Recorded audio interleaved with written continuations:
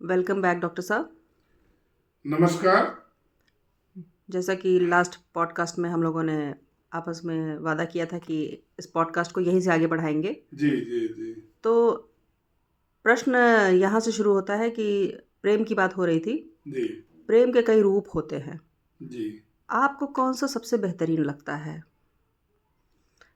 माता पिता बच्चे का, या भाई बहन का, या जो आजकल विश्व प्रसिद्ध है प्रेमी प्रेमिका का? जी बहुत से लोग लिव इन में रहते हैं। जी जी या पति पत्नी का। तो प्रेम के कई रूप हैं, दोस्ती का है। जी।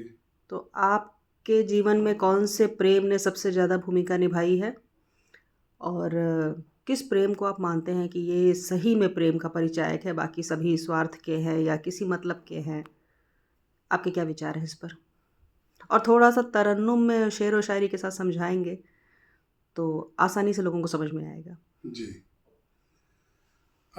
मैं बताना चाहूंगा कि सबसे निश्चल जो प्रेम है वात्सल्य भाव है, जी, माँ का है। जी, जो माँ का बच्चे से जो प्यार है, नो डाउट। और यह साहित्य में भरा पड़ा है हमारा। जी, एक ची, ची, चीखता चिल्लाता बच्चा, कुछ भी कष्ट हो, लेकिन माँ की गोद में जब माँ बच्चे की तरफ बढ़ रही होती है, बच्चा माँ की तरफ उछल के खूब भर रहा होता है।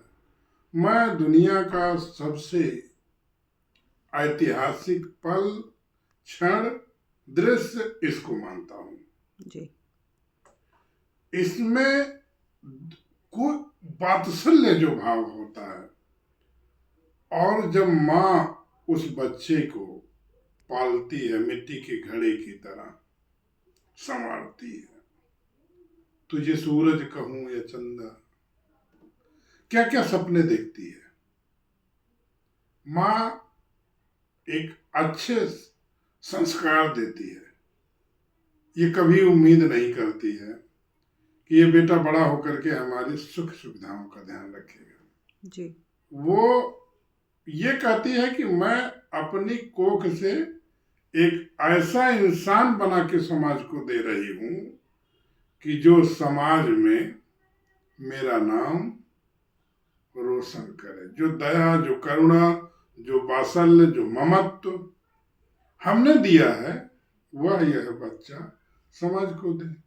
तो बाकी जब प्रेम। युवा, अब वात्सल्य से हम आगे बढ़ते हैं, क्रमशः बढ़ेंगे। जी, थोड़ा सा धैर्य आपको रखना पड़ेगा। जी, क्रमशः जब हम आगे बढ़ते हैं, अब वात्सल्य के बाद आता है बचपना आता है। यहाँ माँ बाप का प्रेम बिल्कुल कर्कश हो जाता है, और अकर्मण व्यक्ति को माँ भी नहीं प्यार करती है। जी, तो हम उसको देते हैं कि निष्ठुर होना चाहिए, निष्ठुर होते हैं। और एक बात, एक आता है भावनाओं का समुद्र जब उभरता है जी, एक युवा मस्तिष्क में। दो युवा, दो विपरीत जान पहचान के लोग जब आपस में मिलते हैं, जीवन रूपी गाड़ी में एक साथ चलने का प्रयास करते हैं। मुंशी प्रेमचंद ने कहा है कि इस भयंकर से संसार में दो लोग, एक पति पत्नी, दो अनजान पथिक एक रास्ते पे चलने का फैसला करते हैं। कहीं ना कहीं अदृश्य रूप से जो भावनाएं हैं एक दूसरे को बंधन में जोड़ती हैं, सुख दुखों का एहसास कराती हैं। तो दुनिया में इसको मैं सातवां आश्चर्य मानूंगा। जी, प्यार महसूस करने की चीज है।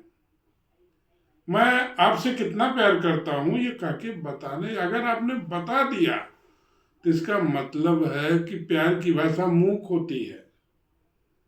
प्यार की भाषा, प्यार की कोई जुबान ही नहीं होती है। जी, अगर हम जुबान की बात करें, इंसान इंसान से बात कर सकता है।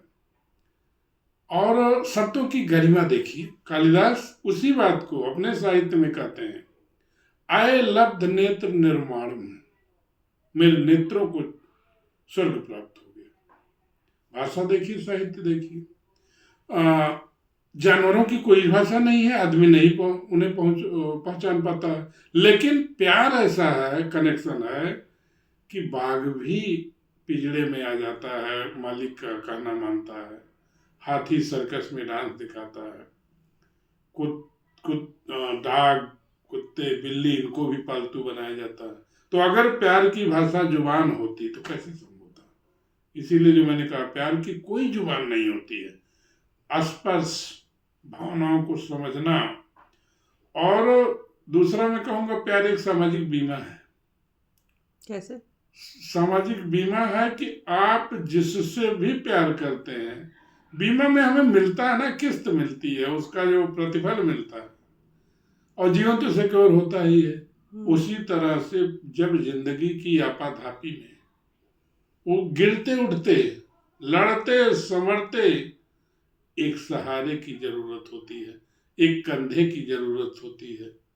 कोई बात नहीं, हम हैं ना। ये होता है प्यार की असली कहानी, असली परीक्षा।